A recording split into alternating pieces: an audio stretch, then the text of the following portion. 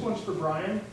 So you know the names of the Sasquatch tribe there. How did you learn their names and what does this stand for them? Just from seeing the A, the H, P, and one guy also has a 4.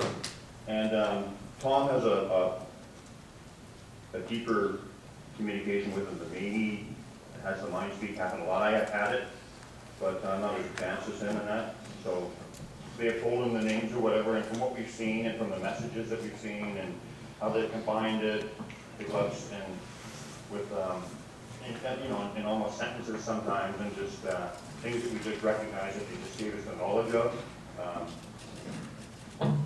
So it was a team effort between the two of you. Yeah. And sometimes it's intuitive.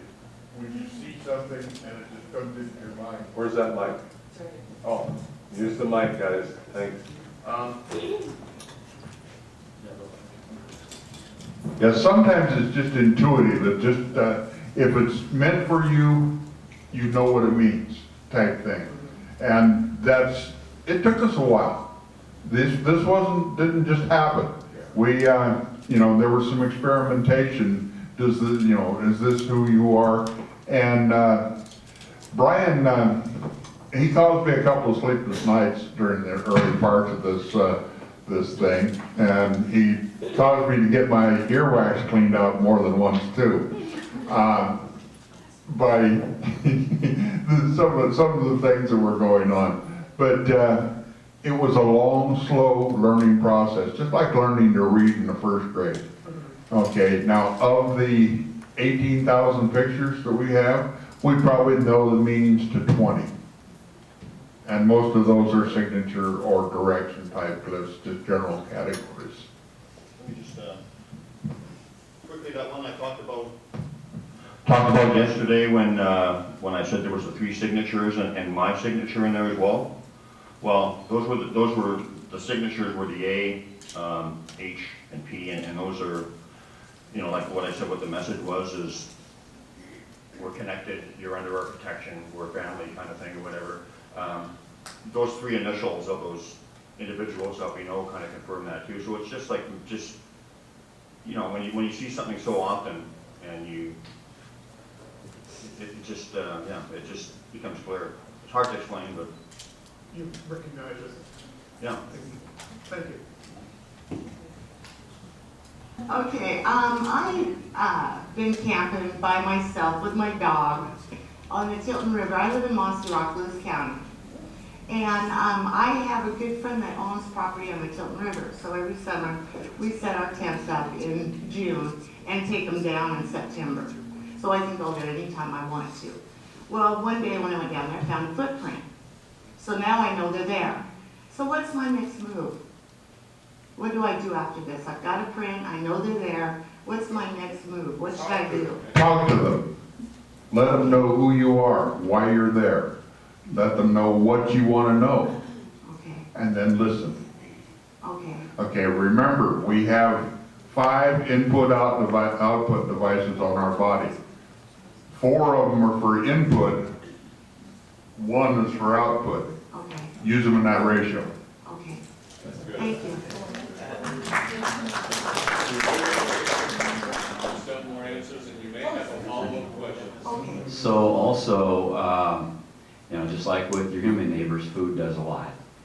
So if you've Peanut got butter sandwiches, I Yeah. take it with raspberry jam. That's my family. Well, I'm not sick with it. but if you got, make a place where they can come get it without exposing themselves. Or seeing me Yeah. by my tent, Right. out of sight from my tent. And yeah, and maybe later they'll let you, you know, do that where that you can maybe see them take it, but make them feel comfortable and safe.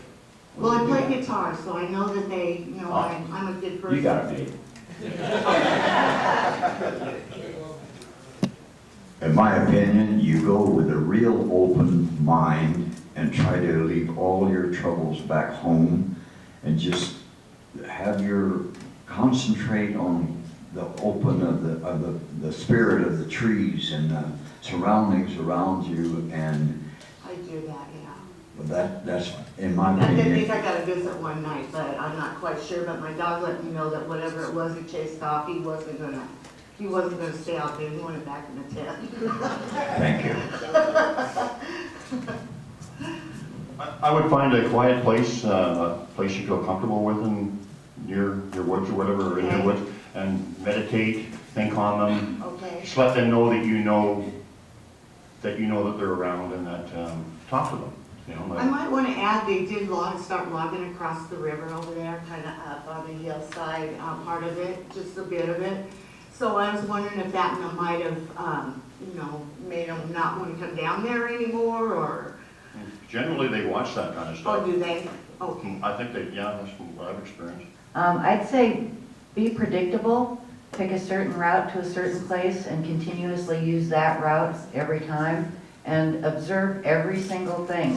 Look at the trees, see what's broken, see what limbs are snapped, see what's on the ground, see what plants are growing, see what's available for them to eat, see where the water sources are, things like that. And be predictable. Okay. I would say document what you do. Write it down so you can use it later, so others can use it. And again, look for another track. So generally, there's more than one. Yeah, they kind of like spread out the sand and make it look real smooth. and But just nice. write down the weather or what kind of food you left. Just write it down. Keep a track of all that. I didn't do that back in the 70s when all this was going on for me. Not so much. We recorded with tapes, so we can look back at that. Al Berry, the reporting investigator that took in, he documented everything, made notes on everything, how he was trying to find all kinds of, he was looking for the hoax, but anyway. Oh, okay. I know it's there, so I'm not hoaxing it. I don't know, I'm scared, but I'm not. It's just trying to get over that fear of camping by myself. I'm getting over it though. I'd also say notice little things that they do. They might do some subtle stuff. If you start noticing it, they'll do more. Okay, Like what's happened with me with the gloves and stuff. Just notice changes, little rocks out of place, little gifts they might leave you, something like that. do campfires bother them? No. So one of the most interesting reports I ever investigated were a couple who were hired to watch logging equipment at a logging camp or a logging site. And the Sasquatches were there the whole time the loggers were logging.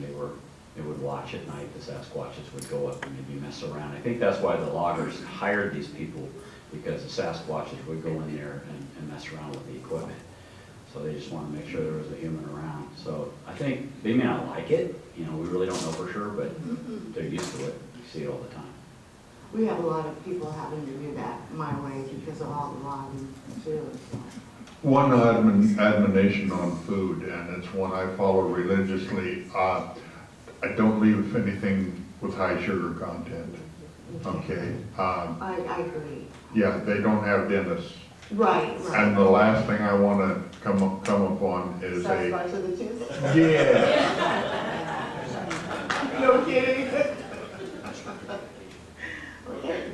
Anyone down there? Okay, I'll grab the mic, it'll be easier if I just. There we go.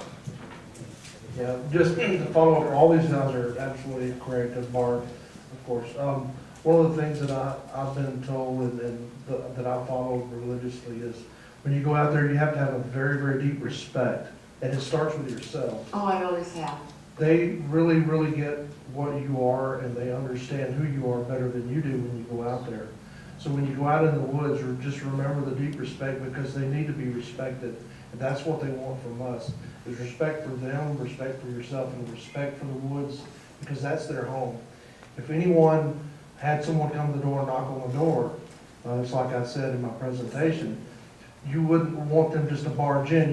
You would go answer the door, and it's a slow process, Sure. okay? So they invite you in, you invite yourself in, and keep that respectful attitude, and that to me has been the key. What about the little stick things you guys are doing? Should I do something like that? Yes, develop something that represents you. They'll change it, but record it. I mean, use your camera, take pictures of it, and then chronicle it. See what they do to it. It's a trip watching what happens. my little glyph that I recognize now didn't start out that way at all. And yours, see what they did to his. Right, It was a trip. Right. Okay. But didn't you find your glyphs before you did one? I found glyphs, but then I got You the did one idea, back to right. it, and that's what started that, That's what right? started, yeah. Mhm. Okay. Yeah, I have something I want to say about food. Regarding the food, and placement of our gifting bowls. Everyone does it a little differently, but the way we do it is we have our base camp, we have a trail going out of our base camp at the 12 o'clock position. We put our gifting bowls 150 feet out on that trail. So it's far enough away from base camp, we can't see it, there's trees and brush. So they can visit the gifting bowls without worrying about us, sneaking up on them, okay? And often we have found through visuals and audio recording that at least one or two will hang around the perimeter while someone's visiting the gifting bowl, and then they'll take turns to make sure we don't try to crash the party.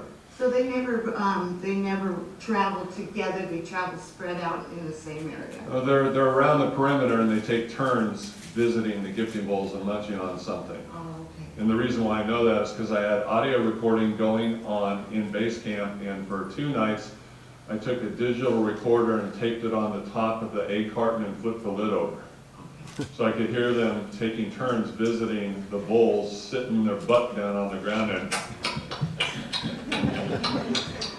Now, when we moved the bowls, I thought, you know what, let's see if we can just move them 25 feet away from the base camp on the other side of the brush in this big tree. So we had everything set up, and it was obvious the next morning that one of the young ones took a chocolate-covered peanut, and then we were sitting in base camp, and you hear Dad stomp the ground and go, "Oh!" And he was not happy we moved those bowls close to camp, and we almost fell over in our chairs. He was obviously not happy. We put the bowls back out to where we always give them, 150 feet away, and Dad wouldn't let him hit the bowls the rest of the time we were there. Oh, wow. So we had to wait a month, come back, and then he started letting them hit the bowls again. And also, our family, again, everyone's different, our family will not hit the bowls the first night we put them out. It's some kind of cultural custom thing, they will not hit the bowls. And then we tried one night, don't put any food out the first night we're there, and then put the food out the second night we're there, which is technically the first night we're offering the gifting bowls. They wouldn't take the food. So it's not when we arrive, our first day there, it's the first night we put the food out. They have some kind of custom where they won't take it. Thank you for your questions. Thank you very Good much. questions. Next. You were talking about, and you showed pictures of they were urinating on the side of your house. Did you ever swab or have anything analyzed to determine what it was? We never did do that, although I've taken pictures and compared. So whatever it is, it's not always the same. You know what I mean? I never even thought to do that. I don't know, I'm not scientific. Okay, and then also, you were just talking about the gifting bowls. Have any of them ever been swabbed to determine what it is that's touching them or licking them? Here's what I didn't know, and here's what most people don't know about DNA testing. Costs a bunch of money. So you can't just run down to Kmart and have DNA testing done for $1.99. You know, so that's not the way it works. You know, I've been told you have to have $50,000 or, you know, I don't have $50,000 to put on DNA testing, but I guarantee you, with the patterns of our gifting bowls, there were no little critters hitting those bowls, and those peanut M&Ms were sucked on, and they were spit back into the bowl in a puddle of saliva. There's no wild animal out there that's gonna suck on the peanut M&Ms and then spit them back into the bowl. It's kind of a shame that, you know, as many people that are involved in this, that it can't be determined that it can be you know, the. We're gonna find somebody someday who's gonna be willing to test the saliva sample without charging me $50,000 freaking dollars. Yes. Is, you know, there has been DNA tests done. There was a concerted effort to get samples from multiple sources, and it's been totally discredited. So, if you're here with it in your heart that you're going to prove it, good luck. I think we would all like to for a variety of reasons, but there is definitely a consistent pattern and a lot of force being put behind discrediting anything that is constructed scientifically. You know, I'm not a DNA expert, but I went through the Ketchum study. I read all of her notes. I've got some friends who work in the DNA lab, and I described the process that was used, and they said, no, you would not run into contamination in that situation. And yet that entire study's been discredited. So, yeah, I understand what you're trying to say, but understand also there's a tremendous force against that being accomplished.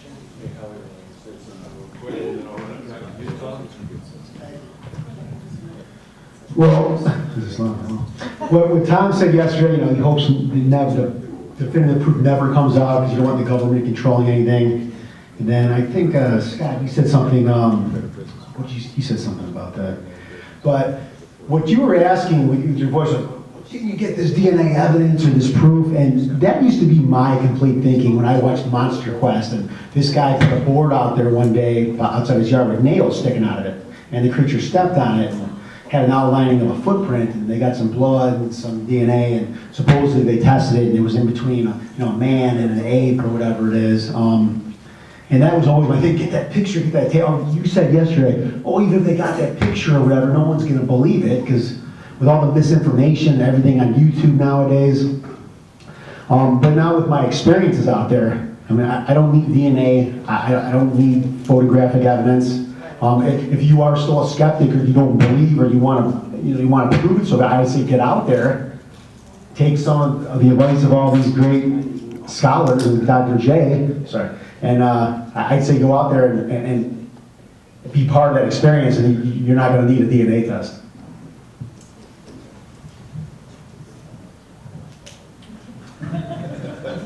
I just wanted to make a note about Dr. Ketchum's study. It was, from the time actually the test was not even done, the report was not written, it was already being destroyed by people who were DNA experts today that 2 weeks ago couldn't spell DNA. Okay? As it was alluded to, there is a huge pressure to deny the possibility of the existence of these people. Okay? And the money they have, their war chest is huge. Okay? Ours isn't. To run one sample costs $5,000. Okay? That's the problem. Saliva is an excellent source of DNA. One of the best. Matter of fact, if you go in to have DNA testing done, it'll be with your saliva. Okay? So, remember this, there is nothing as definitive as your eyeballs on that being. Do we have more questions? Come on up and stand in line. One more thing I want to add to this. Okay, go ahead. The other thing on the DNA is that may tell us what, but that does not tell us who. And it's the people out there, the people making contact, the people discovering the patterns, the cultural mores. That's where we're going to find out who they are. And DNA just says what. And I personally have gotten to the point where I care more about who. Wait, okay. Ron just told me I'm not bona fide to talk about DNA.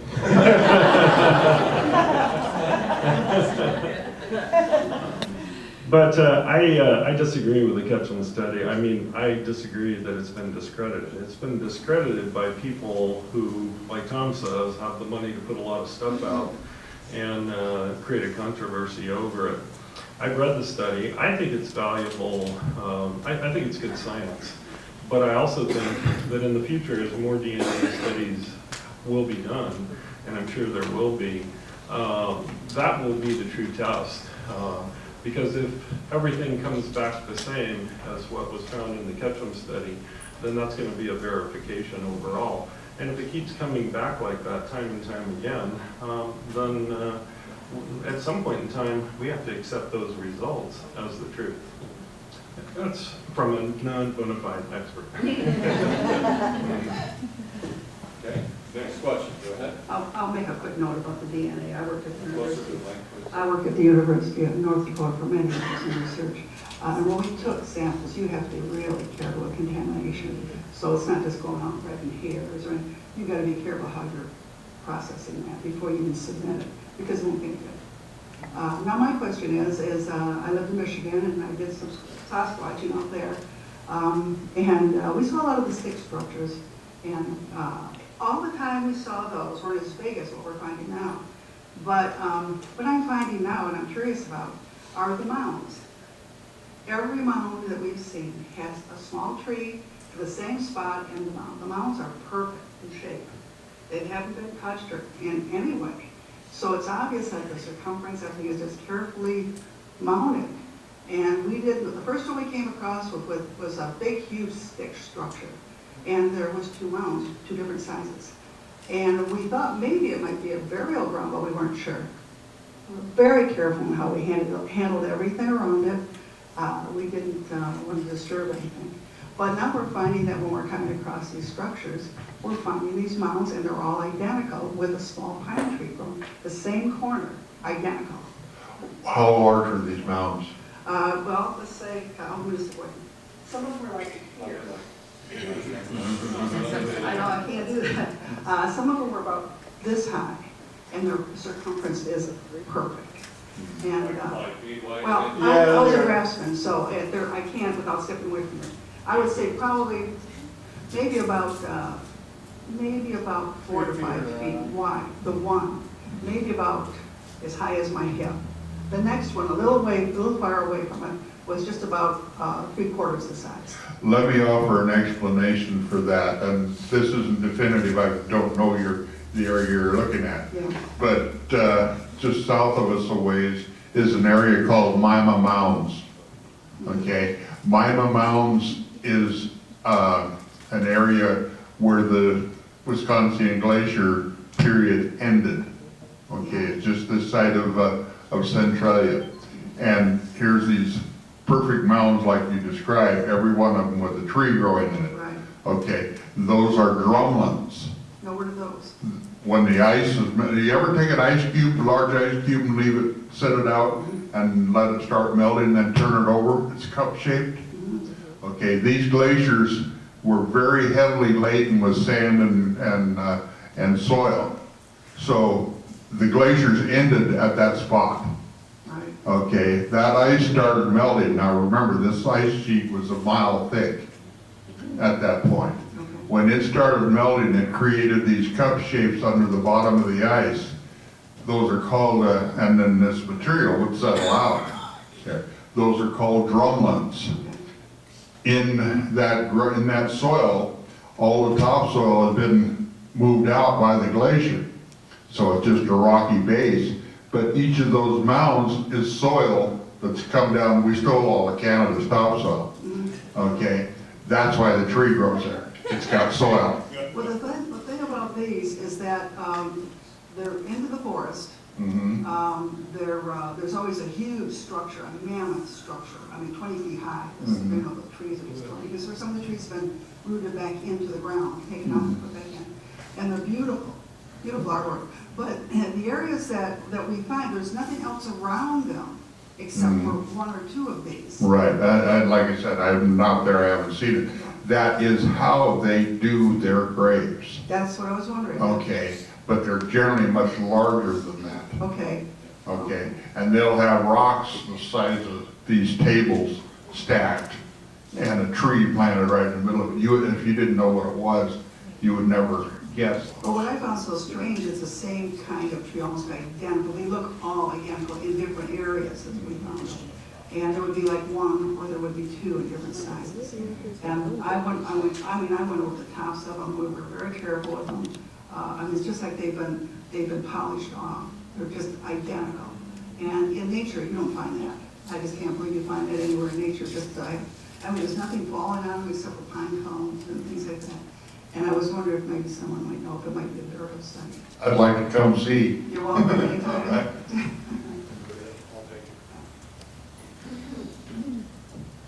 About 13 years ago, in a research area that Howie first came, which was not SOA, it was my research area just before SOA, I was up there walking through the woods, and I'm like off any trail out in the middle of nowhere in the trees, and I find this huge mound about 3 feet high off the ground and about 10 feet long and about 4 feet wide. The top layer had sticks about as long as my finger. The layer underneath that had dirt. The layer underneath that had nuts. The layer under that had sticks the size of my finger. The layer next was dirt, and then nuts, and then dirt on down. I thought, I found a burial mound. Keep in mind, this was during my old school aggressive paparazzi money shot days, right? So I go back up there with 4 guys heavily armed, and we're gonna dig this up. And we're gonna solve the mystery once and for all. Okay, so I'm starting to carefully dig through it while they're covering all 4 corners, right? Then all of a sudden, stomping, tree shaking, whoa! Yeah. They were not happy. Oh, yeah. Okay, put it back, leave, never went back. Even though I was old school and aggressive, I knew that they were gonna come in at us even if we had guns, and that we weren't gonna come out on top in the end. So we all were like scared, we left. I know where that mound is to this day. I've had people say, well, why don't you go dig it up? And why don't you solve the mystery once and for all? And it's like, okay, let's dig up your grandmother's grave first. We'll go dig up your grandmother's grave first, and then we'll go dig this one up. We're not digging up my grandma's grave. Well, you know, we're not digging that one up either. We're very respectable about, I think that we've gone to a few places that are a little paranormal. I mean, we pick up some really strong stuff. But I was curious about these because when I was in Michigan, I lived in the forest for 20 years. I know all the sounds, and I'm sure they're not that much different than what you hear here normally. And when I came across these, like I said, whenever we go into a place, I mean, some of the places are just phenomenal what we're finding. But, and we've been back a few times. And, but I wasn't quite certain about these. We weren't going to do anything to disturb anything. And I was just wondering if anyone might come across something like this. But they're identical, every single one except in size.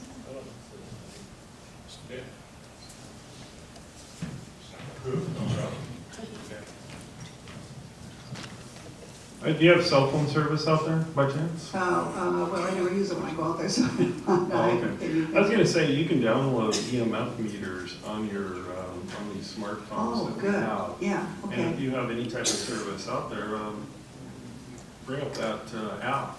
And- Well, that's what I was wondering, because I know they can do x-rays on these things and into the ground, because they have. Right. I don't have any kind of equipment like that, but I'm familiar with it. I went to college for electronics and electronics, so I'm familiar with that. Yeah, you can actually measure the Earth's electromagnetic field as you Yeah. go around. And some of the apps I think tell you what the variation of the field is.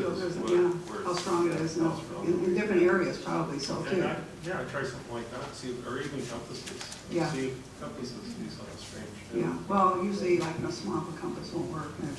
But, yeah, that's a good idea. That's what we're trying. Thanks so much. Oh, we have pictures of it. Yeah, can you show them to you? So going through this journey for me, it's been relatively short. And kind of going to get back to one thing.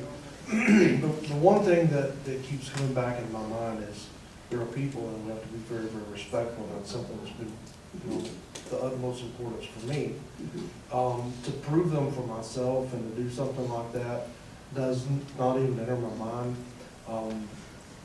if it were me and I were you, knowing what I know, I would go there and I would be very, very respectful of the Oh, area. yeah. I would be very careful, not to do anything that might cause them anger or give them an untrusted view.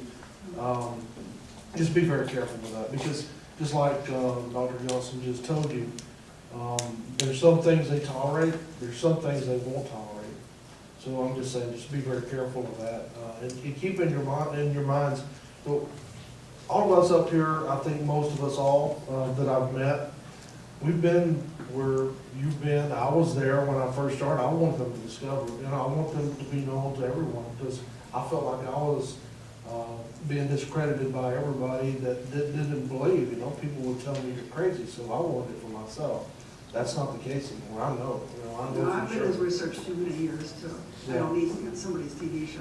Right. We're out there, because I would have worked in research, I learned how to gather a lot of important material before you can even draw a picture of what you have. Absolutely. And because this is a species that I'm not, I've been around them, I've heard them, when I was in Michigan, they're there, and I'm not afraid of them, I've seen them, I have pictures of them.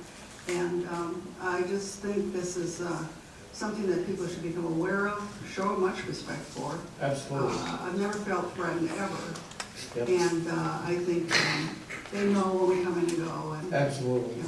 And they know your heart, too. Yeah. They really Yeah. do. Yeah. And that's my advice to the room, really, when we're talking about this.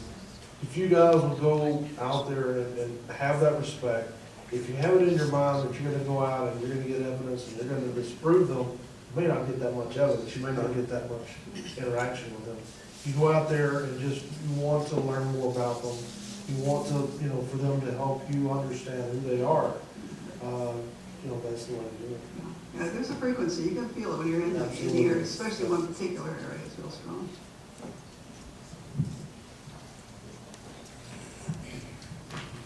In my program, I have something called the good, the bad, and the ugly. And I think there's good ones and there's bad ones. I don't think they're all the same. There's ugly ones too, I think. But I just want to say this, that keep your guard up when you're there. A lot of them want to be friendly. They want to friend you like they've tried to friend most of us here. But there's also some like we are. There's good people out there and there's bad people out there. These things are not all the same. And I just want to stress that. I've interviewed people for over 40 years, and there's a difference in some of the outcome that some of these people have when they try to habituate. Yeah, we're really aware of that when we go into the areas. We're not taking weapons with us, but we're close enough to work. We need to leave quickly. We will get the message real quick, and then we would leave. I'm not sure weapons are going to, if they are what I theorize, I don't think they're going to help you a whole lot. No, that's not what they're for. It'll get you killed. Yeah, exactly. Yeah, right. that's all the weapons. That's right. Anybody, that's absolutely right. They'll sense that. The minute you get out of the car, the minute you're there, they know you're there, they know what you're there for. There is a telepathy, I think, that you can share with them, because I felt it. There's an energy there immediately when you walk into the area, you can feel the energy. You can tell when they're there, and they can tell when you're there. And we've never, we had a problem, and I don't think we will, as long as we're respectful. I did my first solo for 13 years. I had to have everybody out there with me. I was too scared to go by myself. One of my first solos, I was in the tent with my little dog, and I had my 44 mag. I positioned it on the tent floor so I could just reach my hand and grab the handle and the trigger, right? And then I got approached on the side of the tent. I heard bipedal walking. It's like right there. I start reaching for my gun, and I get a real strong mind speak. Take your hand off the gun. Okay, so then something happens, and I'll share it some other time, and then I start reaching, don't touch your gun. Okay, well, I've learned a lot since then, and I always bring my 44 mag out with me for cougar, Well, that's black bear, if you're gonna be camping and for somewhere. stupid human beings. Okay. Okay. Being a woman and being out in the wilderness by yourself, there are times when I've just slept under the stars. In Michigan, more than here, I haven't been here that long. But you have to think of, common sense too.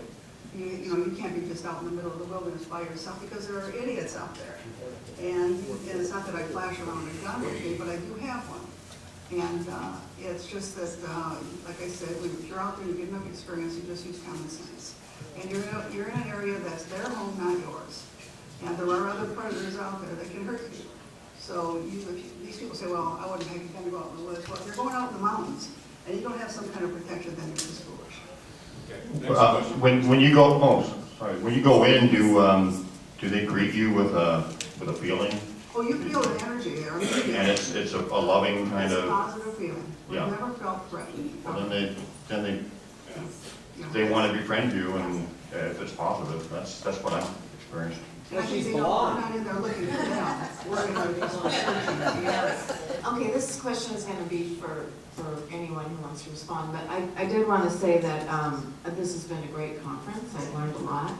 But after your talk last night, I went back, got in my jammies in my hotel room, and I slept with the lights on and the TV on. And I'm just like, wow, mind's blown. But anyway, my question is, what do any of you think about the spiritual life of these creatures? A higher power? Obviously, they're very connected to the earth and very spiritual and family-oriented, all of those things. But any thoughts you have about that? Very early on, right after I met my teacher, I was having reconciliation problems with what I know versus my spiritual life.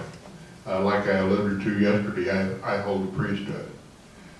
My teacher said, he called me out to visit with him face to face.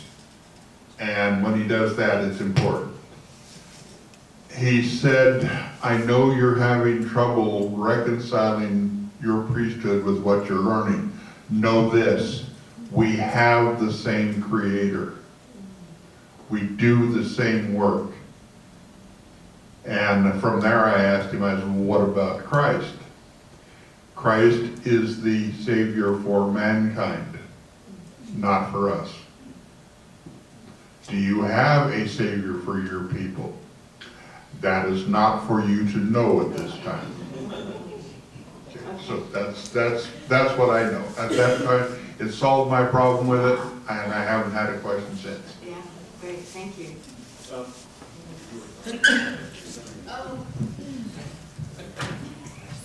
You know, I've always been very spiritual, and I grew up staunch Catholic, So I decided when I was going to put a lot of thought into that, because I felt like I was almost betraying what I already knew.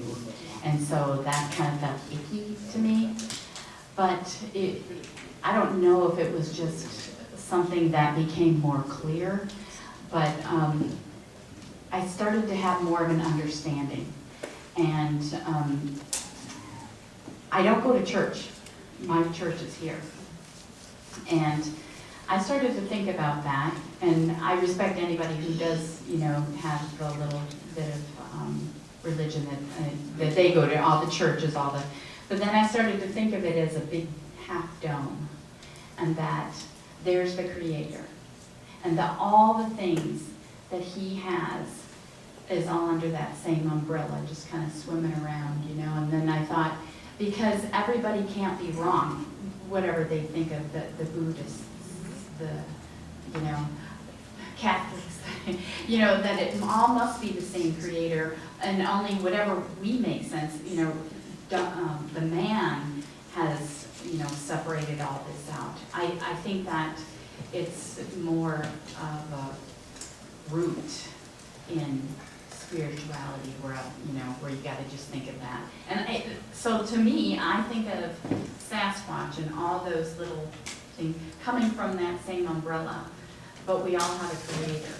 That's just my thought on it. But I did wrestle with that for quite a while, and I feel better about it now. So, and I don't know if that's just me, but anybody else?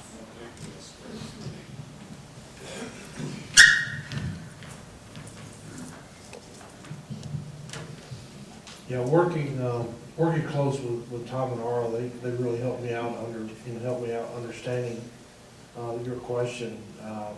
But I will tell you, since this has started happening, and especially for the last 2 years of my life, I've been more in touch with God, and I feel closer to the Creator than I ever have in my life. Kathy and I don't attend a church now. Actually, I grew up in church, I even preached at one time. But my heart is so full of spiritual thoughts and being outdoors in God's creation. I feel extremely close to the Creator.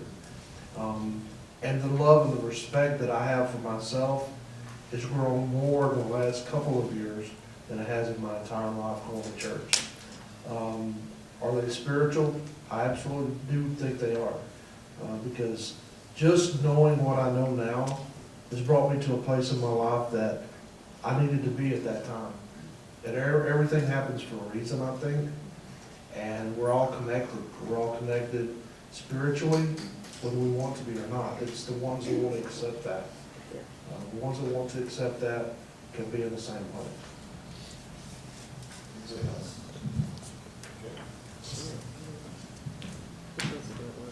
Well, I too am not religious, but I'm spiritual, like most everybody here is. We believe that our spirit goes someplace. All energy is connected in some way. Even Jesus said it was that all could be one with the Father as I am. I think that's within us. He's opened that gate now to us to have that. Whether or not these things, I don't think they have what I'm sure they don't have what we have. You know, they're part human. The mitochondrial DNA says that, if we're to believe that. The nuclear DNA, which is undetermined, or maybe it has been determined, but it needs some more cooperation from other scientists. But if it is showing undetermined something, which that's what Ketchum says, I believe personally that it's from alien intervention, and that somehow these things have been, the DNA has been changed in a great aposome type to give them the sentiency like we have. I think I mentioned this a little bit in my talk last night at dinner, so I don't go into it again, but their creator is from alien, something else. A lot of UFO, Bigfoot, there's a lot of connections there. And if you've seen what I've seen in South America and Peru and all those places, aliens have been here, there's no doubt. We've had scientists with us determining certain things. And anyway, I just think that, like Tom said down there, it's not for us to know, but we can speculate. and that's what I'm doing right now. Thanks everyone for sharing your thoughts.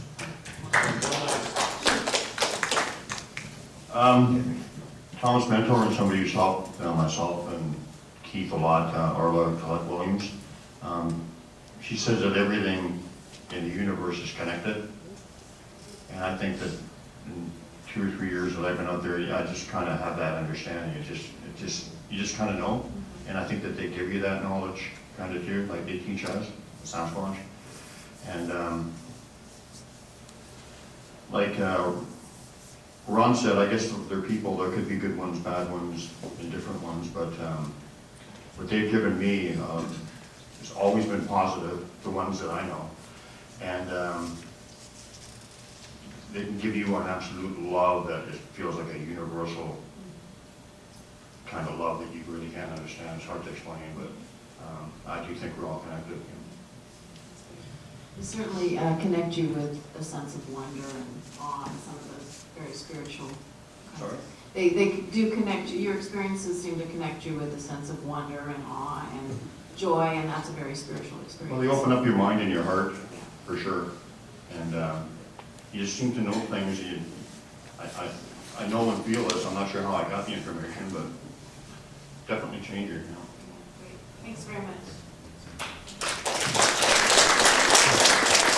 Before we take the next question, I want to give my little answer to the spirituality thing. So November 2013, I was up at SOA with Gunnar Monson, Sasquatch Coffee, and Michael Beers, BFRO investigator.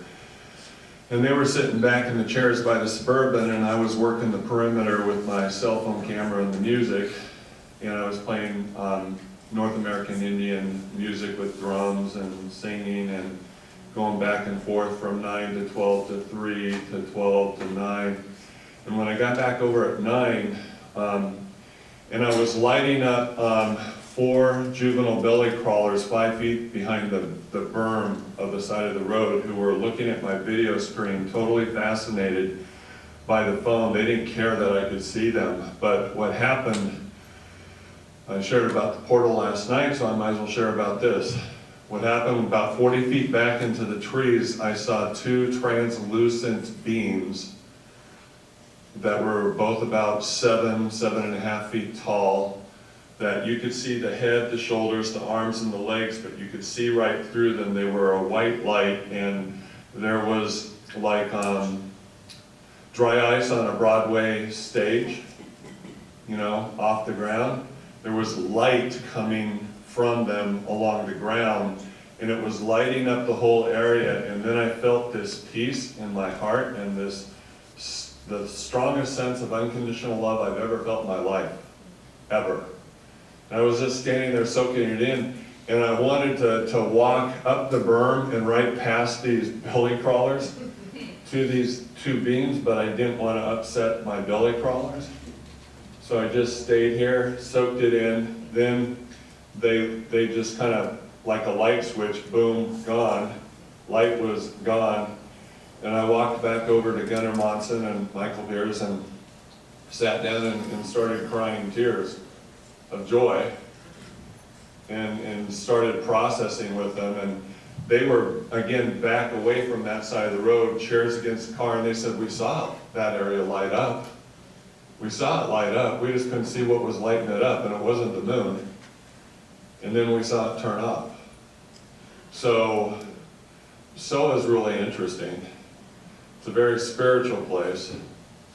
And my take on good, bad, and ugly, when you look at human society and the percentages of the ugly of humans, they're actually, they can get very ugly, but the percentage is small compared to the overall human population when you look at the stats. There's a whole lot of good people out there. There's a whole lot of good going on. In my 15 years of squatching, I've never been abducted, harmed, or murdered by a squatch. And we have people up here on the panel who've been out there for 40 years and 60 years who've never been abducted, physically assaulted, or killed by a squatch. So statistically speaking, even though there may be good, bad, and ugly, most of them are good. Just a thought. Next question. Okay, so I just want to say from the minute I stepped out into the woods to find a 10-foot tall Sasquatch, and I came back and I looked at my pictures and there was a 3-foot tall little person, I've been, everything that anyone has discussed, I've had an experience with. My question is for the portal and interdimension, sorry, I'm a bit nervous. So I want to know, you had a theory that energy, whatever it is, goes like this, and the other one goes like this, and there's times when it touches and that's when they can enter, is that correct? My experience shows me that they can do this at will. So how can they do that at will? Do you feel that they can do it at will also? And if so, can they manipulate the time with the two parts touch, or?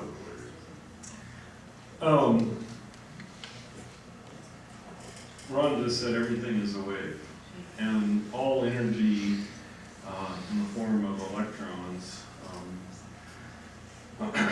assumes a wave function.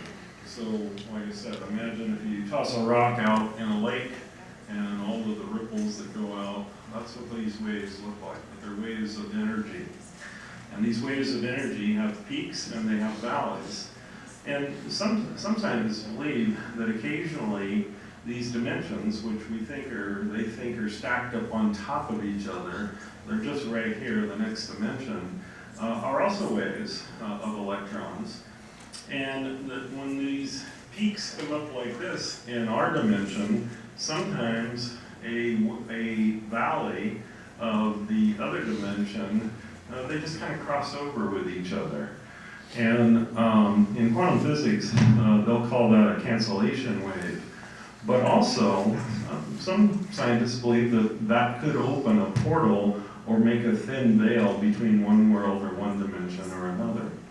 And that's why I think that some of the times at our vortex that we see extra people show up in pictures or people disappear in pictures or strange anomalies show up in pictures, it's when those waves are basically canceling each other out and creating that thin veil.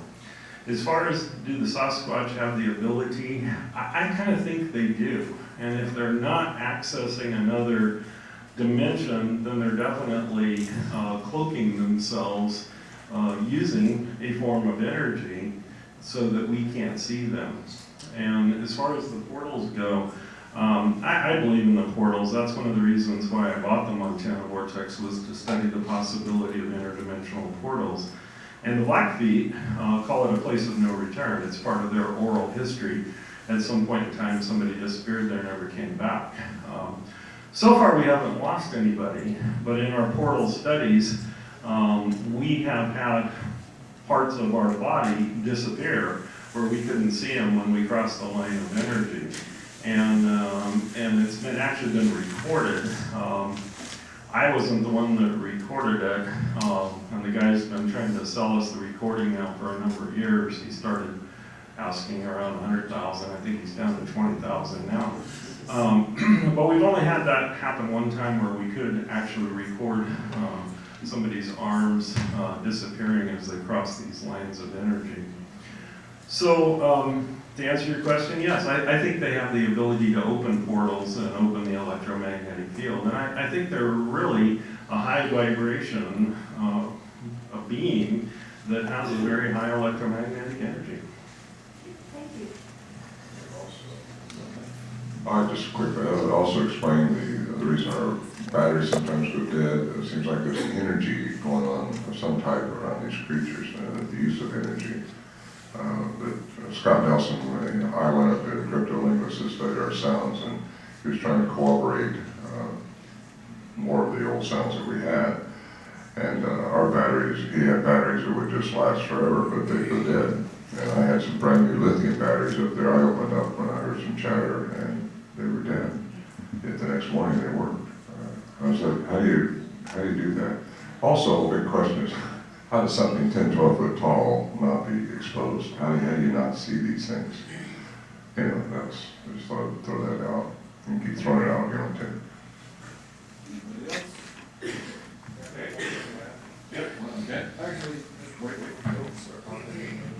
This kind of hit me as they were talking, and I don't even know if I included this in my deal yesterday.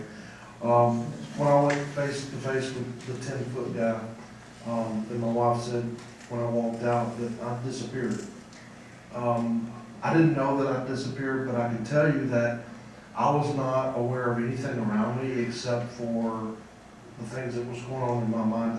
I couldn't see anything but what was going on in my mind. I couldn't see him. I couldn't see anything. And the other thing was, the gentleman behind me, Scott, had the parabolic. He said that the ground sounded like it was vibrating, and he could hear a static electricity the entire time that it happened. And I don't know if you guys have been in an electrical storm, how charged the air gets.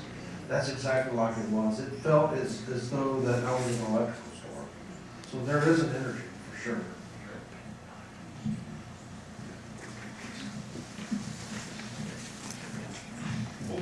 I actually wanted to ask Joe, in relation to your question, do you think time is involved with, connected with that too? Because I've heard so many people like have experienced time loss or whatever, like hours, and as they can't account for, is that connected to that as well?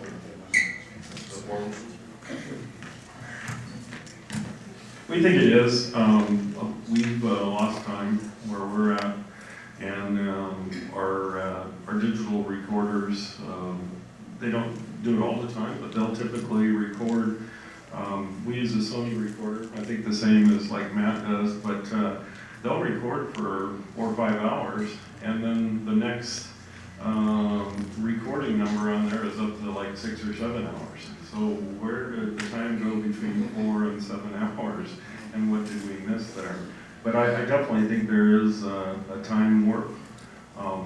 We've done preliminary studies at the vortex. We have 1 second difference in time inside the vortex versus outside.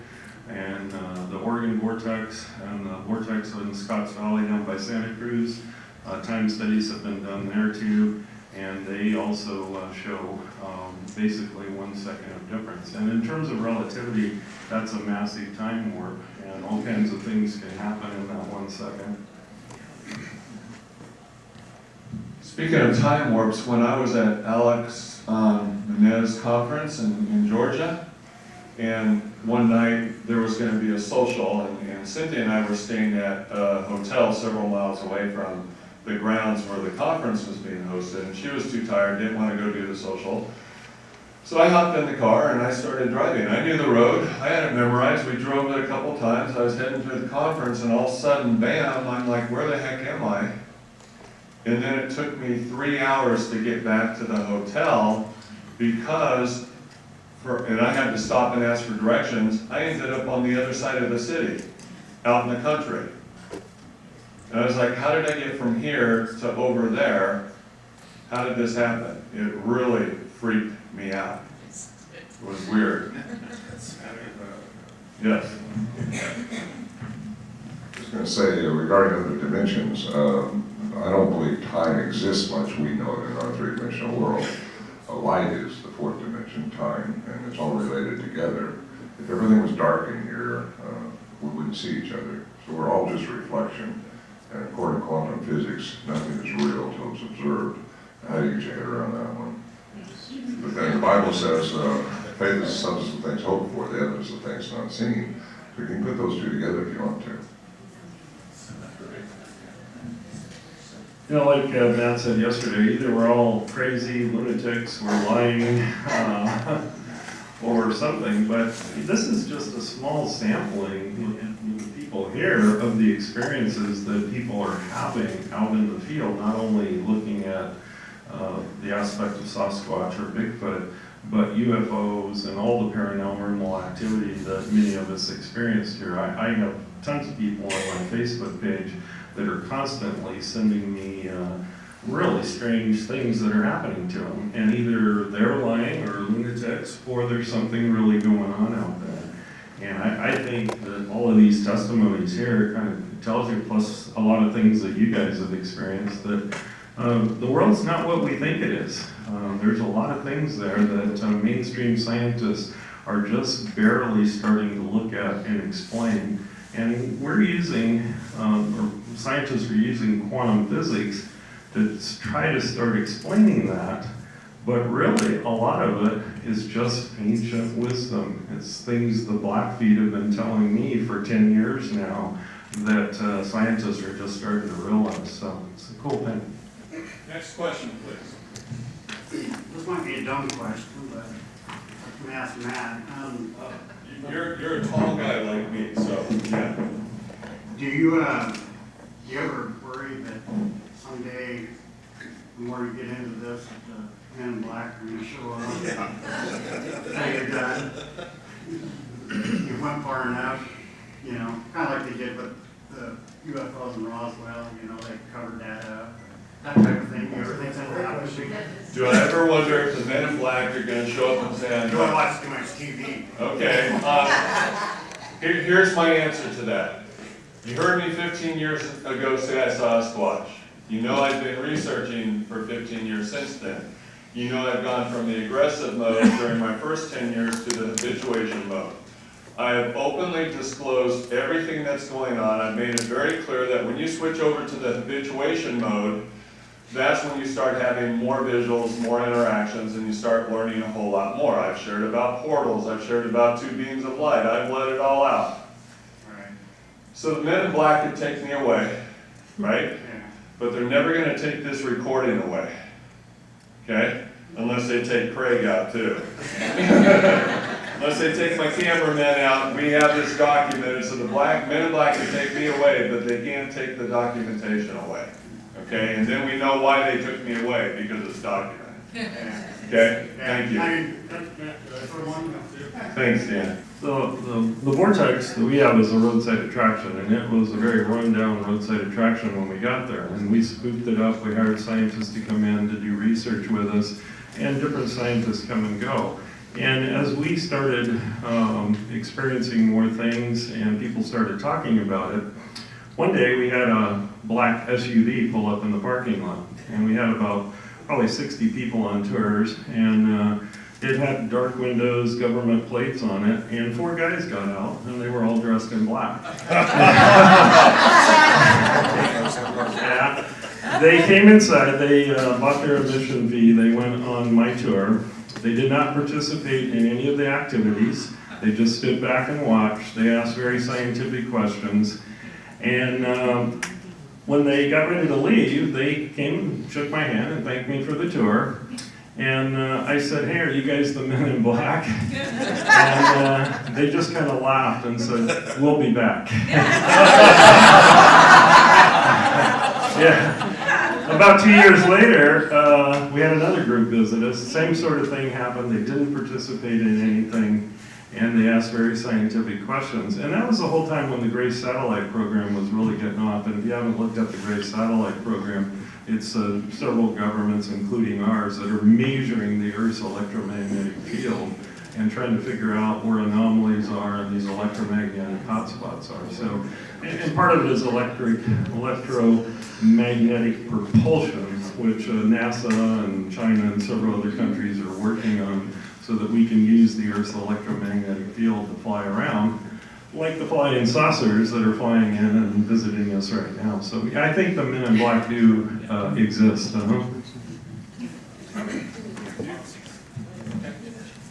Yeah, I think, look at the tobacco industry. For years, they denied that, smoking causes is linked to lung cancer. And there's a lot of industries out there that, everyone knows that there are Sasquatch among us. There'll be billions of dollars shifted around in the economy. And so I think there's maybe an effort to discredit people and just create doubt, in the minds of the general public. I don't know if they're going to come and take us away, but they say sometimes just because you're paranoid doesn't mean they're not out to get you. So I think the best thing to do is just have the highest integrity you can while you're doing this. If you always tell the truth, you don't have to remember anything. So I told you yesterday about the ranger who said the park had a policy that we cannot admit to the presence of a Bigfoot within the park boundaries. A policy? You don't sit down and create a policy unless you have a reason to sit down and create a policy. So that was interesting. And then I told you that we were doing research south of the park borders, and I was kind of silly enough to inform them of, update them about our research, and then somebody took a backhoe into our logging road and dug it up and made it impassable. By the way, we drove around to all other logging roads in the area, and none of the other roads were dug up. And went in there and found the rabbit in the cage, right, in the pen, and picked it up and gave a message to the camera and walked away, right? But what I didn't tell you was that I also have a friend living in Eugene who has a friend working in the Smithsonian Institute who flew all the way from the East Coast to the West Coast. And then my friend in Eugene drove him down to Grants Pass. We went out to lunch, and he said, I work for the Smithsonian Institute. My job is to photograph everything we have in our warehouses that the public never sees. And he said, I'm going to retire before that ever happens completely. We have so much stuff. And he said, I signed an NDA, so I can't be specific with you, but I want to let you know that I've seen things that you would find encouraging. Keep doing what you're doing. And then last but not least, I was in the Grants Pass Rotary Club, and we would meet in this big room with lots of tables, 100, 150 people. And the routine was for everyone to take a turn, stand up, throw $1 on the table, kind of a local fundraising for the club, and throw down their happy buck. So people would stand up, throw down a happy buck, and share one thing positive that happened in their life that week. Well, when I stood up, they expected me to throw down my hairy buck, not my happy buck. They wanted to know about updates about the Bigfoot research. Well, our guest speaker for the Grants Pass Rotary Club was U.S. Senator Ron Wyden from the state of Oregon. So he was sitting across the room, and I threw down my happy buck and started talking. He starts turning his head, and he listens to me, and I share about the research update, and then I end my update with, and when we do finally prove the existence of the Sasquatch species, I doubt the United States Congress will be fully prepared to deal with the ramifications. Well, later on, U.S. Senator Ron Wyden gets up, he gives his 20-minute talk because he's taken a tour of the state of Oregon, visiting with his constituents, letting them know what he's doing for the state of Oregon and the U.S. Congress. When he's done talking, he looks at me across the room and he goes, and Dr. Johnson, I want to let you know that when your group officially identifies the existence of the Sasquatch species, the United States Congress will be more than prepared to deal with the ramifications. Everybody in the room dropped their jaw. What the heck did he just acknowledge right there? Next question.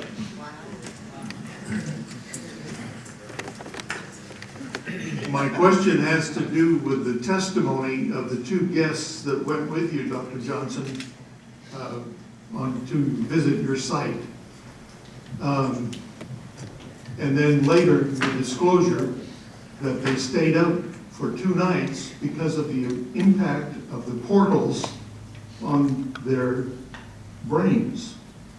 And then 15 minutes ago, you read something from your cell phone from one of them, which I think is a great coincidence. But I was disappointed reflecting on their testimony that nowhere in their testimony did they talk about what had kept them up for 2 nights.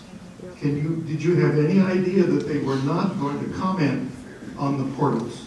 Okay, in the audio that I played, it was hard for some of you to hear it. Adam clearly said, Bigfoot I can deal with, but the little midgets I can't. He also clearly stated, I'm not used to red lights and sparkly, white lights. And then they both said this thing is freaking me out. You heard Grady say, those are scary freaking little vampires. You heard him say that twice. So there's lots of validation as to what they were commenting on, plus what John Carlson did. Now, to be honest, I love both guys, they're great people. John he's into the paranormal, so he's gonna be open to talk about it because I've opened up the can, right? Adam Davies, great guy, cryptozoologist, travels around the world, trying to discover new species. He's, I think, a little concerned about what people are going to think about him if he's openly talking about portals and little, guardians, scaring them away because he's afraid it's going to ruin his credibility and reputation. It's not. I mean, it hasn't anyone up here, right? And, okay. You're all still paying your bills, you're fine, nobody's taking you away, okay, so we have that going on. I'm gonna hand this to you in just a moment, Cynthia. One of the things that was really funny, so we're driving back north to Seattle after we filmed that video when they're all tired, and Adam's going, I can't believe it. I can't believe it. I had a 9-foot squatch standing 5 feet away from me on the other side of the bush, and I shushed a squatch so I could do battle with the guardians of the interdimensional portal. And he said, from now on, Matt, if you tell me you have pink unicorns in SOA, I will believe you. I wasn't able to go on that trip because I was at work, but we had a habit I would call in around 10 o'clock each night before I went to bed And I called in, it would have been the second day, so after that first night of activity. And John Carlson and Adam Davies were tripping over each other, talking about what was going on. They described to me what the portal looked like. They described the fact that when they looked through it, they could see a red sky and very dark blackish vegetation. They described how panicky those small figures made them. They'd never seen anything like it. Adam kept going back to these glowing red eyes, these glowing red eyes. He really felt that they were under a spiritual attack. That was his perception of what was going on. Anything we experience, we perceive through the filters of our experience, our understanding, our training, our background. So no 2 or 3 people are going to perceive anything exactly the same way. It's not going to happen. I think I was on the phone with them for at least a half an hour. And they were definitely in that mode of repeating themselves over and over and over again. It was definitely people who were striving to put some kind of understanding, some kind of context out of an experience that was causing trauma, that was disrupting their sense of what they understood and what they knew. They were in shock. You know, and I'm not making it up. I was on the phone with them for half an hour. I thought Matt was recording at that point. Unfortunately, he did not turn on the recorder until after I got off the phone. Because I think that conversation they had with me would have been very indicative of what they had experienced. So the reason why I went to sleep those nights, both nights, again, I told you yesterday that I was tired. I was driving them around, showing them Southern Oregon, so they slept in the car while I drove. So I was deadbeat tired. I needed to get some sleep. And I also have reached a point that I've been in SOA for 8 years. And that had to have been there for 8 years. So in my mind, it was like, if these 2 little guardians that were keeping Adam and John away from the portal were really dangerous, I'd be dead already. That's why I could go to sleep. I knew they weren't dangerous. One thing Matt mentioned last night when he was telling us this was about when he'd shine a light, it would go away. You all remember that? Yeah. White light up at our camp would stop these creatures immediately. So we got in the routine of never shining our flashlights. Don't do that if you're having some going on. They don't mind campfires. In fact, that's the amber glow of our lantern sometimes would be okay, but a white light, it seems to be offensive. Just want to say that. I know I talked to you about Grady at breakfast this morning, but how is he doing with seeing these little creatures? They're freaking scary little vampires. However, Grady's been going to SOA forever with me. He's been squatching with me since the age of 2, so he's been up there for 6 years. And he, in his little 8-year-old mind, is able to conclude the same thing Daddy is concluding, which is, they haven't killed us yet, Dad. I think we're okay. Okay, thanks. Next question. First of all, I wanted to thank Bob for naming the most wonderful, world-famous Sasquatch after me. Thank you so much. My name is Patty. Just had 2 questions. First of all, how did Patty get her name? And then from last night, how did you go from, oh my God, that Squatch just cloaked and decloaked, how can I protect my family, to sleeping out on the cot with your family out in the open? How did that transition go? And for anybody else, how did your transition go from, oh my God, to, hey, this is cool? Awesome questions. Go ahead, Bob. You know, I'm sorry I can't answer that about Patty's name, because I wasn't aware that they called the creature in, or I'm going to call it the lady in the fountain, okay? Can I do that, all right? All right. I wasn't aware that that was the name, and I'm not sure where it came from. Roger Patterson's wife was named Patricia. So when they kept talking about Patty, I thought they were talking about Roger Patterson's wife when I first heard that. So I'm pretty naive as far as where the name came from. Thank you anyway for asking. The name Patty was given to her by the Russians, Bayanov and Igor. And that's where that came from. It was Dr. Bayanov who first started calling her Patty after Roger Patterson. Okay, here's how I went from, oh my God, to sleeping out in the open on cots, okay?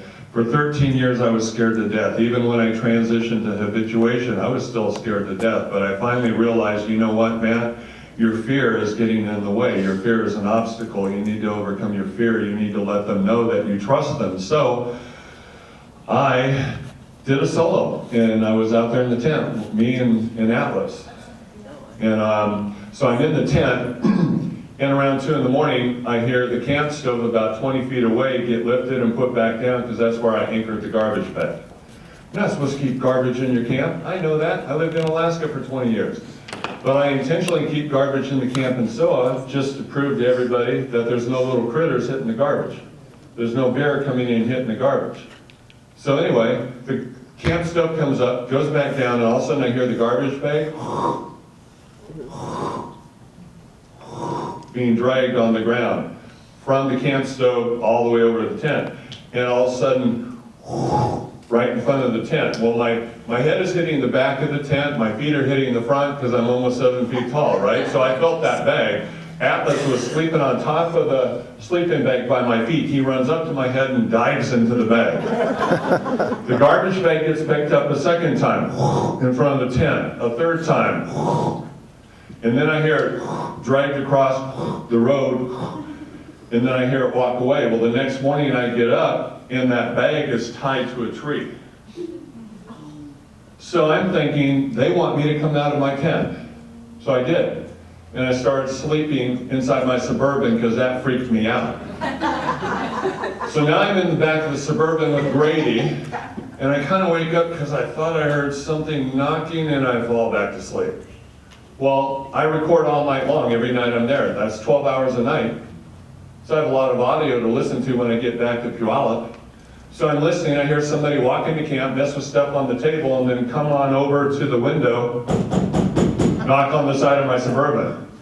So I figured between the garbage bag and knocking on the window, they wanted me to sleep out in the open. So I thought, you know what, that's what I gotta do to earn their trust and let them know that I trust them. And it's been paying off ever since. Somebody, yes? Transition or Sierra Camp, if you've heard the first CD, is very, very aggressive sounds of chest beating, teeth popping, it sounds like, and very, very rapid articulation between these creatures out there. So it was a little concerning to start with. We all had our guns sighted on those big magnums, and how the transition happened for us was we, just like Matt says, you realize they're not coming through those walls at you. It's like a dog barking, but they're not going to bite. At least we didn't think they would. So anyway, we got kind of jaded to these sounds and started kind of, okay, they're going to come in again, well, we're going to feed them, what are we going to do? Well, then it came from that from 71 all the way to 74, when you hear me on tape conversing back and forth with them outside the shelter because we were so relaxed with it. My daughter Rhonda and I, we could sleep outside then. And I slept outside about 3 years ago. I went up by myself, which you're not supposed to do because you break a leg or something. But one came around. And anyway, I was a little concerned because I didn't have a firearm with me that would do anything. And this chatter went on, and I don't need to get into all that right now, but that's how you transition, because you feel security about them not going to hurt you. And these never offered to hurt us. I actually sleep like a baby at night up there. I sleep better up there on a cot out in the open than I do in my own bed at home.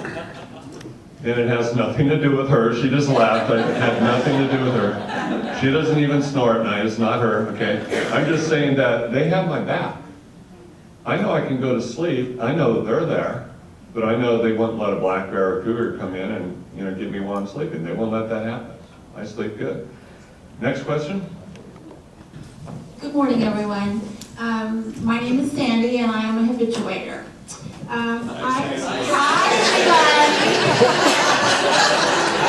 Everyone's great friends here. My question is, we in our primarily food, toys, musical instruments. My question is about the return gifts that we are receiving back from the forest people.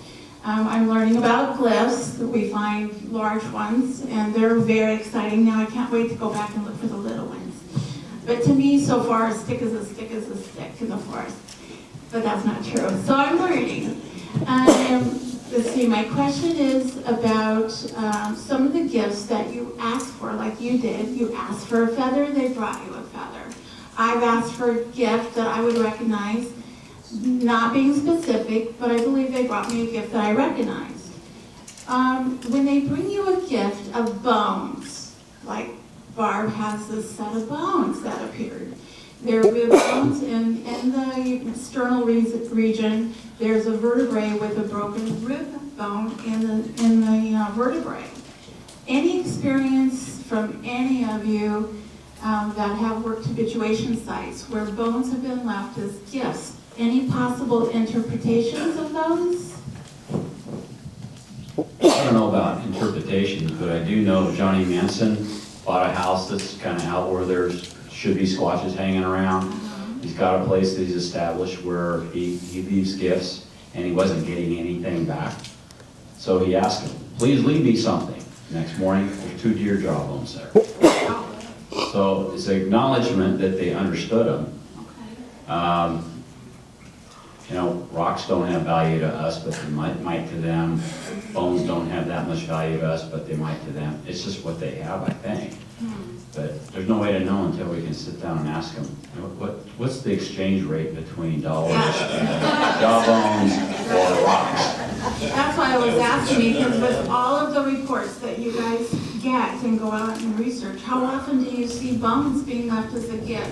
Is it usually stick figures, feathers, rocks, or are bones common? Bones are fairly common. They are? Yeah. Interesting.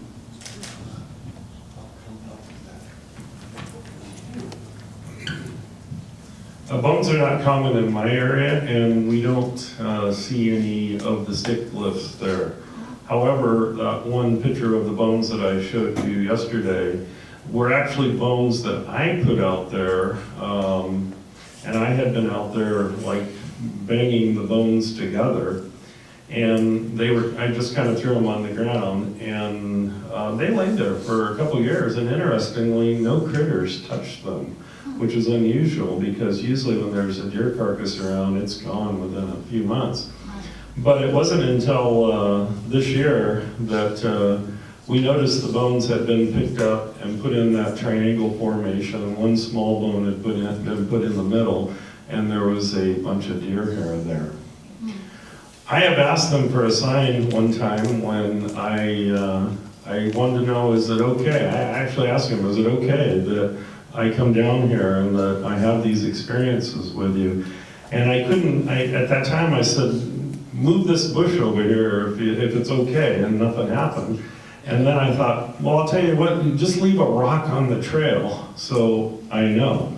I went back there the next morning, and there was a rock on the trail. It was about a little bit bigger than a softball. Well, I thought, no, this can't be. They can't leave a rock just like that. So I picked the rock up, and it was a rock that I could see where it had come out of, the indentation was there. I put it back. I didn't go back up to the house. Where we live is where they're at. And I walked down through the woods, circled around, came back up to the front of our gift shop, and we have rocks in the front that we use to hold the door open in the summertime to let a little fresh air in. And those rocks are pretty good size, and it was out in the parking lot, about 25 foot from the door. And I went in the house and I asked everybody, did anybody move one of the door rocks out in the parking lot? And everybody said, no, they're always right next to the door. So I kind of took it as a sign that, well, you didn't believe us the first time, so if we move this rock 25 foot away, you get the message. Right, exactly. In my presentation yesterday, I showed a photo of the bones that were left in our camp. I interpreted that right after I found the deer, I told you about hearing the one and seeing the thing walk off, and they had a fresh deer kill there. You know, I didn't touch the deer kill, went down and photographed it, but I didn't, you know, mess with it in any way. I left it there. But there was a little more of that story that I really didn't have time to get into, but just past where that deer was, there's a structure, it's a teepee structure, and it kept getting bigger and bigger as the year went on. The area that that deer was lying in, there's two hills. There's one large hill on one side and another large hill on the other. This was a little creek draw that wound through the creek bed. And any hunters know that that's a natural funnel area for deer. They had placed the structure beside the creek on the only trail that was about 3 foot wide. And where the structure is placed, any deer that's walking through that draw has to go right beside the structure. I found tons of deer hair there on many, many occasions. So I had kind of pretty much surmised what that was, to me, was a hunting blind. They would get kind of behind the blind, and the deer would walk by, they'd reach out and grab it. That was also just down where I had the photo of the one that walked by and walked down the creek.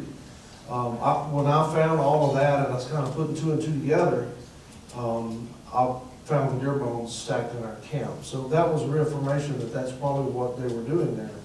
I went back down to that area as well later in the year, and they actually had taken a deer jawbone and placed it in the fork of a tree right beside their little structure there. And not only that, but when I went down the creek and I was looking where the deer was, I was just down looking around some more. I noticed in the leaves there was a lot of, I thought, rocks as I was walking around. So I uncovered the leaves, it was deer bones. And they were probably as large as the area there where the dance floor is. And they were all in a little pile, but they were all covered up. All different sizes, different jaw bones, different, you know, everything. So to me, that was their kill area.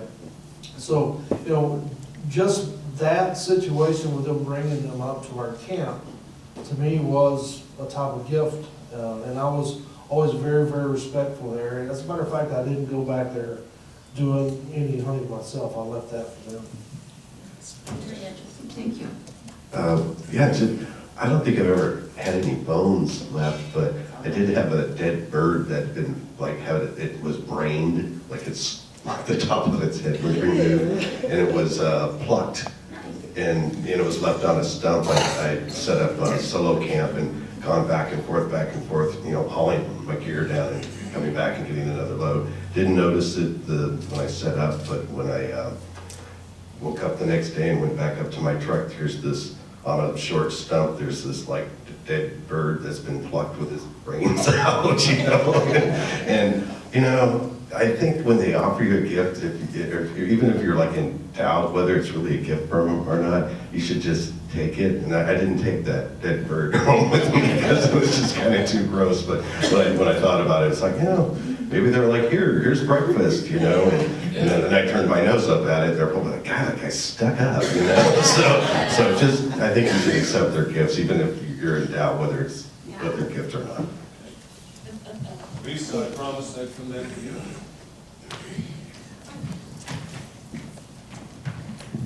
Just recently, I have found bones made within the cliffs. So that's been interesting to me. But I just wanted to tell you, Barb, when you showed the pictures of your bones on that, was it a railroad tie? Yes. Sean leaned over to me and he goes, that looks like a bird. So maybe it wasn't a specific gift that it was, you know, here's some bones for a gift. Maybe they were making something out of the bones and that, you know, you were talking about, or they were referring maybe to something that you guys were doing, or they were interacting with that. So anyway, Barb, go back and look at that, the way that's laid out, and see if that makes sense. That's a good point, because we do often talk about the birds up there and how unusual some of the bird sounds are. And I mean, they're very unusual. And so maybe that is it. Just look beyond what is evident.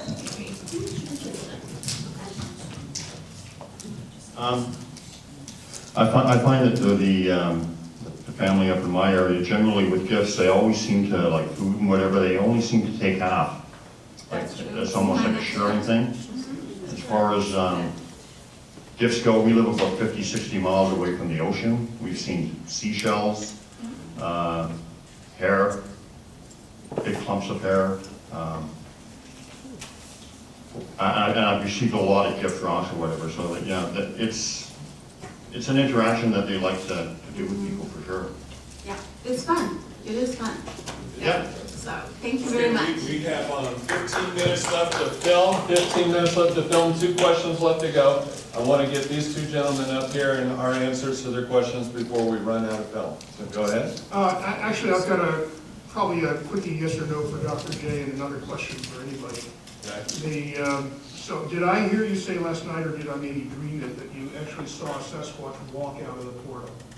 Yes, 2 months, John Carlson and Adam Davies were up there with me in June of last year, June of 2014. That's when we had 2 nights of portal experience. Yeah. 2 months later, babe, or 3 months? 3 months later, we're up there with Johnny Manson and his family, right? And so they're all kind of standing here, and I'm standing here, and I'm at 6, they're looking at 12. All of a sudden, I saw the portal open, Squatch stepped out, closed. It was like open, step, closed. And then we all heard it walking up around the perimeter, 6, 7, 8, 9. So that portal just, whew. Okay. Yes. Thanks, I guess I didn't dream it. The other question is, now, a couple of the speakers changed their location, and there happened to be Sasquatches there. And I'm wondering, does that mean that you were just really lucky, or are they pretty much everywhere where there's a likely looking habitat, or do we attract them if we're receptive, or something else? Yes and yes. Okay. Here's the thing, they are in a lot more areas than people think, okay? You have people that think they have to go way out in the middle of nowhere. Yeah, they're there too. However, it's just like people. Some people grow up around cities, some people grow up in the country.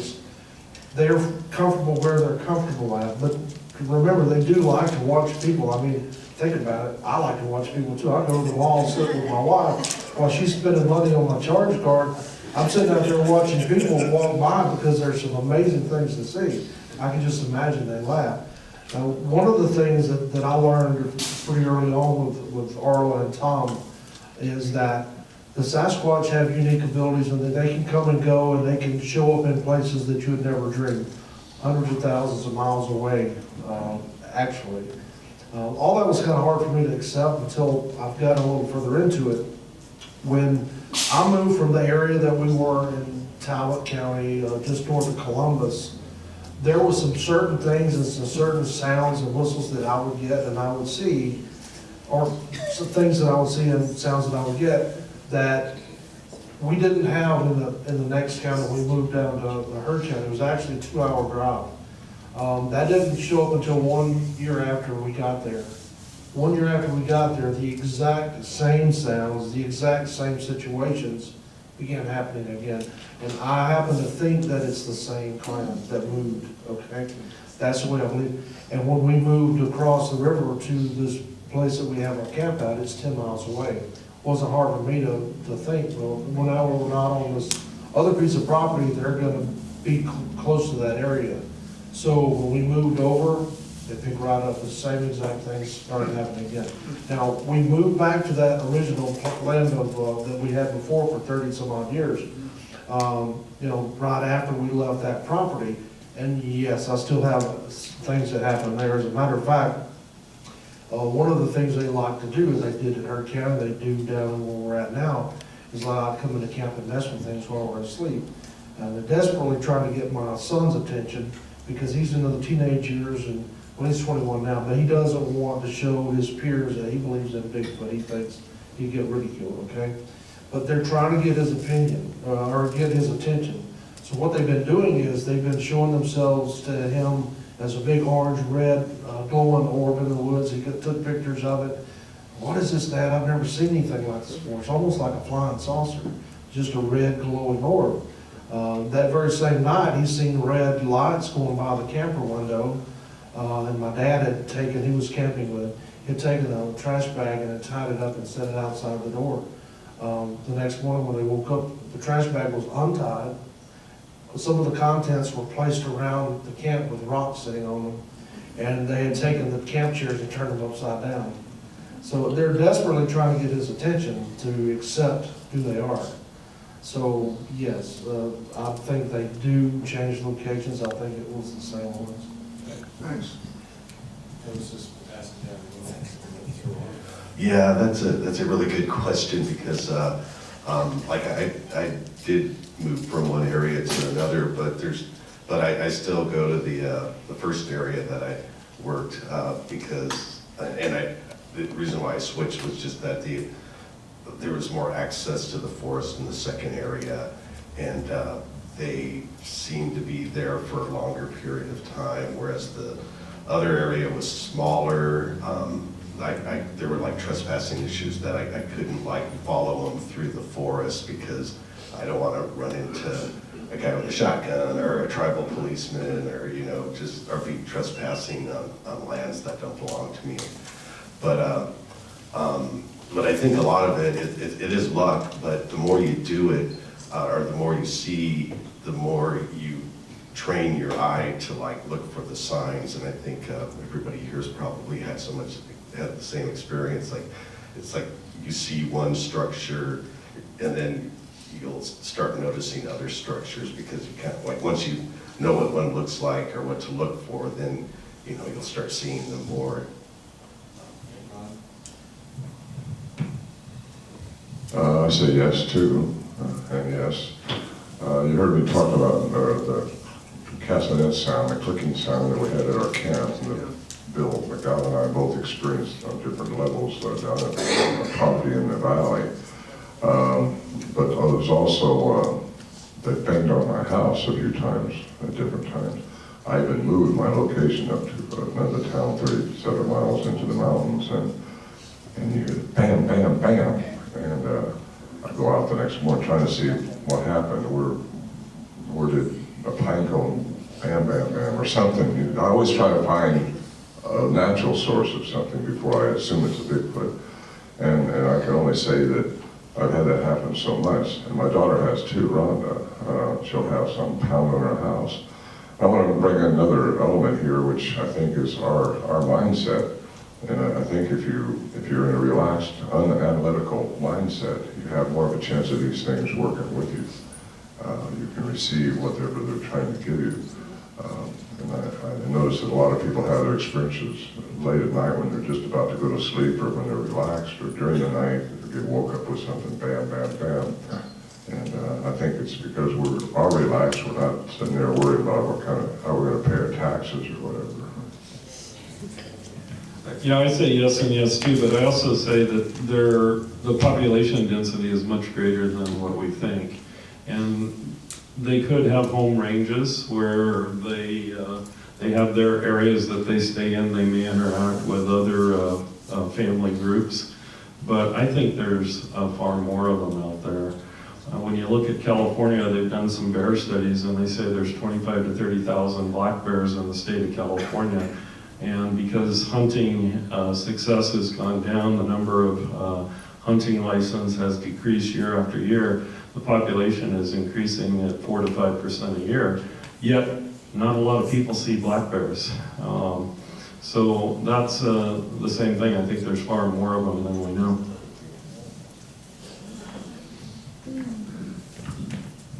The other thing we've noticed is, well, for one thing, they follow Matt everywhere, but we've seen where we've been determining patterns in a particular area, and then go down to Southern Oregon, we hear things, see things behind the house in Washington, go down to Southern Oregon, and all of a sudden it gets repeated down there. We had never, ever, ever, ever, ever had owls down in Southern Oregon, and all of a sudden we were hearing the same kind of owl calls, the same kind of owl call, knock, owl call, and then one night Matt was down there, there's 6 in various places around the camp, all hooting and hollering at him. Coincidence? No, you start to see patterns. So they have some way of communicating across country. And I think that's their way of saying, we're all connected. That's just my theory.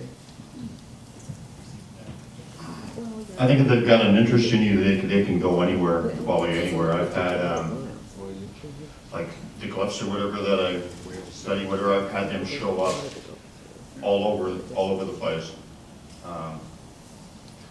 And actually, I heard, I guess it was Alex Munoz was at one time talking on a radio show, and this is about 3 years ago, and he was saying that they were in his house, and I was thinking, oh, okay, that's a little far-fetched, but actually, one time I was laying in bed, and it was just, and I was not asleep, definitely, and I had what looked like a white, misty cloud appear in my room, and then an image got really sharp within the cloud, and it was like a huge Sasquatch face looking at me for 2 or 3 seconds, and it just evaporated like a mist. So I think they can definitely go any place they want to go. I mean, these glyphs that they left are right in the cities and stuff, and in heavily populated areas, so I don't think they've got any restrictions as far as that goes. I just looked at my watch. We have one last question. The arches that you see everywhere, they seem to be pretty common. What are your opinions or explanations, or what do you think they mean? So I have a witness I'm working with down in the Long Beach Peninsula, and his son spent a lot of time out in the surrounding woods, and they have noticed that those archways indicate a pathway. And they discovered that if they would follow those archways, they would actually find fairly well-used but difficult to see trails that they could work their way through what looks like impenetrable brush by following the archways. What about the asterisk? I have no idea about asterisks. I think maybe Tom.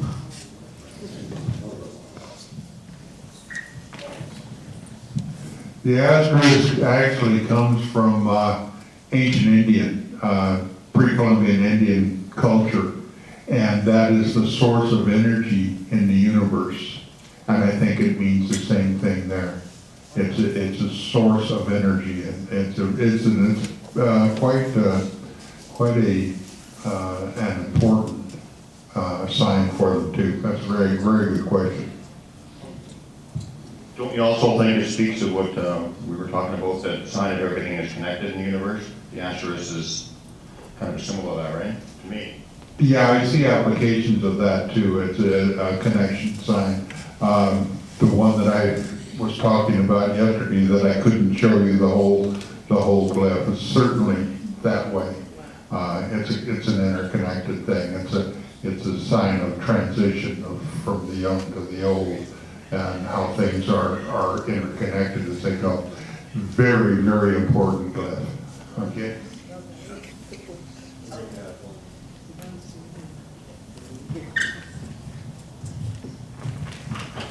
Just one more comment on the bent over limbs and not everything is attributed to Bigfoot. I mean, weather can do a lot of stuff, so just keep an open mind to both sides of that. The snow load can bring that stuff down, just the weather itself, and I'm sure they'll agree with me. So not every time you see a bent over limb is going to be, ooh, there's a pathway. So. But it might be. You just keep an open mind, I suggest, to those things. And all kind of weather can do a lot. Snow loads can do a lot. Wind can do a lot. You just have to keep an open mind to what else is going on in the area. Well, what about bark? I'm Don't sorry. you have one horizontal? Ask it again. Bark has one that's horizontal. Can you repeat the question The bend. and then answer? Oh, the horizontal tree bend? Yeah. I have no idea what that means. Let's ask Tom. Again, you've got to know the context before you can even start. It's words mean different things in different contexts, and I always use the very simple one, BOW. Are we talking about a ribbon in the hair or a bend at the waist? Okay. Same thing here. Without being there and knowing the context, you're really not accomplishing anything. Does it mean the same thing as a Z-axis tree bin? Probably not, but I don't know that for sure, okay? Okay, thank you, Ken. Thank you for the question. Ladies and gentlemen, have you enjoyed the conference? Good. Would you like to have this happen again next year? I would like to thank you for attending, but before you go, I want to take a moment to thank our admin team and friends who helped make all this possible. It wasn't just Cynthia and I putting this on, we had a lot of volunteer help. So I'd like to thank Mike Kincaid over there, he did a lot. We have Andrea Phillips as well. Thank you. We have Shelley Mallor against the wall, wave. We have Diane over there. She helped at the table, and her husband Ken did too. And we have Maria, and she's gone. She's already leaving on a jet plane, so she's already going. So thanks to everyone that helped us out. I would like to thank everyone who made this possible, starting with Keith Bearden, Patrick Cooper, Joe Hauser, Ron Moorhead, Mark Duke, Cynthia Drexler, Tom Cantrell, Ryan Bland, Bob Gimlin, Scott Taylor, Lisa Rousey, okay, and Sean Fay, and Howie Gordon. Thank you for coming. We'll be back next year. Travel home safe. Bye-bye.